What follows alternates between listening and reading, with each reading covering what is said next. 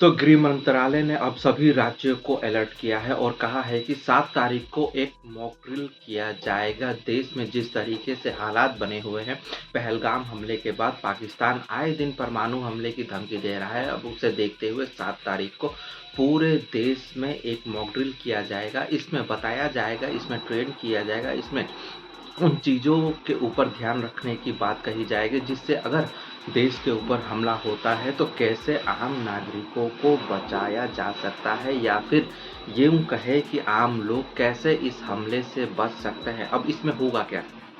जैसे हम लोग आम तौर पर देखते हैं किसी बिल्डिंग में मॉक ड्रिल होता है आग से बचने के लिए। अगर आग लग जाए बिल्डिंग में तो फिर कैसे हमें दूसरे रास्ते से निकलना चाहिए, कैसे लिफ्ट का इस्तेमाल नहीं करना चाहिए, इन सब चीज़ों के ऊपर बताया जाता है, इन सब चीज़ों के ऊपर ध्यान देने की बात कही जाती है। अब ऐसे ही अगर देश के ऊपर हमला होता है तो फिर हमें क्या करनी चाहिए, क्या करना चाहिए, इन सब चीज़ों के ऊपर हमें बताया जाएगा। कैसे हमें शेल्टर लेना है, कैसे सुरक्षित जगहों पर जाना है, कैसे जो दूसरे लोग हैं उन्हें सेफ जगहों पर लेके जाना है जिससे अगर हमला हो तो हम सब अपने और खुद के और अपने चाहने वालों की जान को बचाए।